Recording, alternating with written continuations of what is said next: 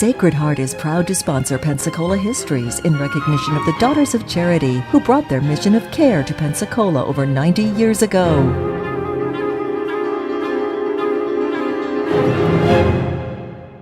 Hello and welcome to our stories about Pensacola, North America's first place city. Today we are beginning episode 1 of what I call the final Spanish period, a period of 40 years which began in 1781, following the siege in which the Spanish defeated the British. In that siege, General Bernardo de Galvez and a force of about 7,500 men moved into this area and circled Fort George, which was on today's Lee Square, and overcame the British force after about a 60-day siege. With that, General de Galvez supervised the removal, first of all, of the British soldiery, most of whom were sent by ship to New York City, and the balance, of course, of the persons here, of course, were civilians, and they departed the area little by little. Now, they left not because the Spanish forced them out, but because the British chose to leave on religious differences. The Spanish welcomed them to stay, but the British would have had to convert to the Catholic Church, and most did not wish to do that. That, of course, there was an exception, of course. Those British citizens who had become farmers along the Mississippi River, most of them did elect to stay. Well, General de Galvez remained only a short time and then turned the reins of government over to a man named Arturo O'Neill. Now, Arturo O'Neill, that is hardly your normal Spanish name, so it deserves just a little bit of explanation. Back 200 years before, back in 1588, the Spanish had attempted to invade Great Britain. They had sent a great fleet which was defeated in battle. The surviving vessels moved north through the North Sea, circled around the north of Scotland, came down through the Irish Sea, and several were beached in Ireland by a terrible storm. And a number of the men who were on those vessels elected to stay. They remained a while. They had growth of family with the Irish citizens. And then later on, some again began to return to Spain. And we assume that one of these men was the descendant of that group, and of course that's how he got the name Arturo O'Neill. Well, O'Neill set forth. He had to do what the British government had to do back in 1763. He had to rebuild the entire population of Pensacola. And so he turned, of course, first of all, to New Orleans and to Spanish Louisiana, which was populated by largely French people, but a number of Spanish because they had been there now for about 20 years. And the men who became the first settlers in this new wave were largely either civil servants or members of the military. Now, these men had all kinds of names. We remember some of the old Spanish names who began to settle here then. Names like Moreno and Gonzalez, and first of all, of course, the people who came as military, there was de Villiers, and there was Guillemard, and then, of course, still others like Brosenham and De La Rua. This whole wave of people came, and they were mostly men. There were very few women that came with this group settling in the new Spanish period. And of course, these men were here for a time, and they got lonely.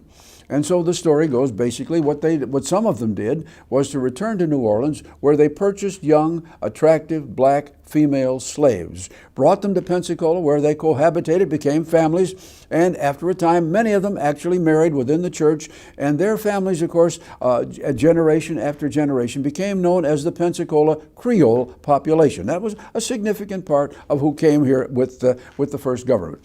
Well, as Mr. O'Neill began his settlement here, he had another concern, and we must understand how things went there from 1783 forward. When the Treaty of Paris was signed, this of course created the new United States. Part of the land between the Atlantic and the Mississippi River was dedicated to Indian settlement, and a significant part of that was just north of the Florida border, what we today call the Alabama or Mississippi Territory. And it was into this, of course, that the Creeks, the Seminoles, the Choctaws were able to move with impunity. They made their settlements, built their villages, and for the next 25 years or so, they were there, the major part of the population. Now, trade began between those Indians and the Spanish, and this, of course, is a very important part of our story.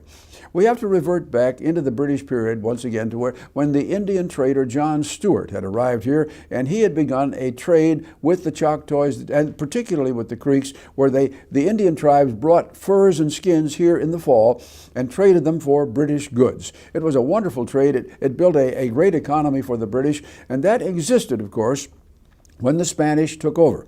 And immediately, Governor O'Neill said, well, all right, we want to continue that just as it has been. And so he revised the trade just a little bit. He made a little bit of a mistake, a little political mistake. At first, he assigned his nephew as the Indian trader, and there was a little bit of hanky-panky that went on there, but that's really not an important part of our story. The important difficulty was that when the new trade began in 1782, the goods that were brought in to trade with the Indians had been made in Spain. And unfortunately, the Indian tribes, particularly the women, did not like the Spanish goods. They wanted the quality British goods that they had been receiving in the past. And so Governor O'Neill turned to an alternative. He learned quickly that there were two young men who had been Indian traders trained with the British back in the Carolinas, even before the American Revolution. These men had been Tories. They were driven out of the Carolinas and opened an Indian trade in East Florida, where they were very successful. And their names were William Panton and John Leslie. And Panton and Leslie were now invited by Governor O'Neill to come here to run the Indian trade for the Spanish. And that trade would include all the way over on the east to St. Mark's and to the west at Mobile. And Panton and Leslie were to have a large say in running the monopoly. And they arrived, and of course the only caveat they had was they wanted to do the job. They thought this would be a good opportunity for them as well as the Spanish, but they wanted to be able to practice their Presbyterian religion. And so they were given that agreement, providing, of course, that they did this quietly and did not try to proselytize any of the Spanish people who were here. And that was the agreement. And so Panton and Leslie arrived, and they found as they got there one of history's wonderful little accidents. They discovered as they arrived that a young man who had been their friend in school back in the Carolinas now had become the Creek Indian chief.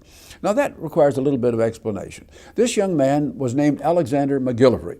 His father, Lachlan, was a trader among the Creeks. His mother was a part French and part Creek lady, and consequently young Alexander was a good mixture. He was Scots, he was Irish, Scots, Indian and French, and a very, very bright young man. And he had, as I said, went to school with Panton and Leslie, and by happy chance with the death of the old Creek chief, the tribe had noticed that this man was particularly bright and able, and he had become the chief of the Creeks. And now here were Panton and Leslie beginning to open up their Indian trade, and there was a close friend handling much of the negotiation for the Indian. It worked out beautifully.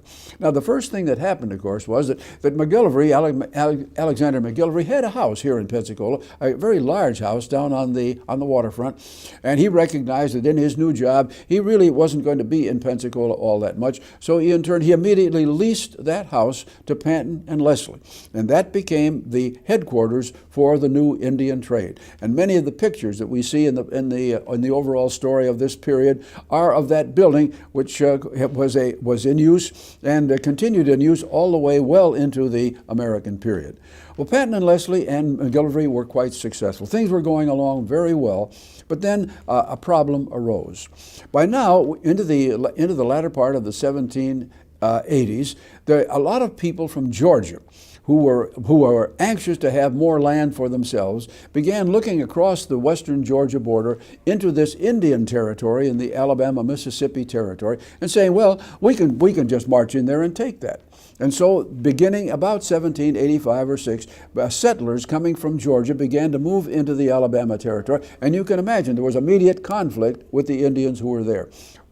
Violence broke out, and it became Alexander McGillivray's job to try and put a ceiling on it, bring peace to the area, and he was not succeeding. Well, by about this time, we're 4 years into this story now of the final Spanish period. About this time, the new United States changed government. From 1783 forward, we had been operating under what they called the Articles of Confederation, which did not work. And in 1789, the new United States government under our Constitution came into effect, George Washington was elected as our first president, the first Congress was seated, and the first cabinet was in place. Well, about this very time, a very serious uprising began on the Georgia Creek border. Violence took place, and George Washington was very anxious to do right by the Indians. He recognized that we had a treaty, and therefore justice should be done. So he sent his Secretary of the Army, a man named Henry Knox, who had been with him with the president during the Revolution. Henry Knox was sent forward to investigate the situation to see who was right. And Knox returned to New York, where the capital was at that time, and told the president, look, the Indians are right. Our people who are coming out of Georgia are violating the treaty. We've got to do something.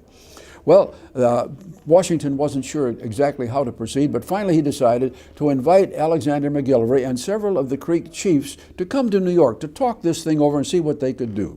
And so McGillivray, along with 6 chiefs, made the long journey on horseback to New York City. And McGillivray was apparently something of a showman, because they arrived and rode right down Wall Street in the full Indian regalia with all of the feathers that went with it, and they made quite a stir. And finally the discussions began, and when it was all over, here's what happened. The United States wanted to give a show of force with McGillivray himself. The new United States did not have the resources to send an army down there, so they wanted to show the settlers, the Georgia settlers, that indeed the United States was behind the Indian Treaty. And so what they did, they made Alexander McGillivray a brigadier general in the United States Army. They gave him a uniform and a certificate, and he was told to go back and just show the settlers that he was backed by the United States. Well, McGillivray returned, and he came down to Pensacola and showed his friend William Panton what he had gotten, and Panton said, well, it looks promising, maybe this will help. Well, the Spanish, of course, had been witnessing all this. They got word of what the United States had done, and the Spanish here were very concerned about the United States encroaching on their rights and about their relationship with Indians. So they quickly summoned Mr. McGillivray, or Chief McGillivray, to New Orleans, where the Spanish government, recognizing that he had been given a brigadiership in the United States, they now made McGillivray a major general in the Spanish army, complete with uniform and all that went with it, so that he now had a generalship in a field grade office in 2 armies, plus being the chief. Well, he got back to Pensacola, told Panton what had happened, and of course everyone said, well, this probably is going to help put the ceiling on the problems. And of course, as all this was going on, the British, who never gave up hope that they were going to regain all of the land that they had lost during the loss of the Americans in the Revolutionary War, the British now they had agents circulating around here in the Southeast, and they now sent a message to McGillivray to come to St. Mark's and talk with them to see how they could fit into this picture. And he went. And the chief of the British service there said, I'm sorry, I can't make you a field grade officer, but I have here your uniform. You are now officially a colonel in the British Army. So we have McGillivray having uniforms from 3 different nations. He comes back to Pensacola, talks with Panton and Leslie again, and they jokingly say, well, what he really needs now is a tailor to take care of all these things. And now I wish I could tell you that all of these mechanics were going to put down the problem that McGillivray and the Creeks were facing in the Alabama, Mississippi territory. That was not the case. The violence continued, the battles went on, and unfortunately for us, McGillivray about this time contracted pneumonia. He was on a venture, a peacekeeping venture, and came back to Pensacola in November of 1793. He was a sick man, and while he was here, pneumonia developed. It was very serious. It would turn to be fatal, and McGillivray died and was buried with full Masonic honors, because he was a Mason. He was buried in the courtyard of the Panton Leslie headquarters here in Pensacola. Later, his sister, McGillivray's sister, came and reclaimed the remains and took them back, and he was reburied in a Creek cemetery. But the Alexander McGillivray period is one of the most exciting we have in all of Pensacola's early history, and I wish we had a different ending, but unfortunately he died. And if one goes down on Main Street, one can see the plaque today, which stands where he was buried at the Panton Leslie headquarters.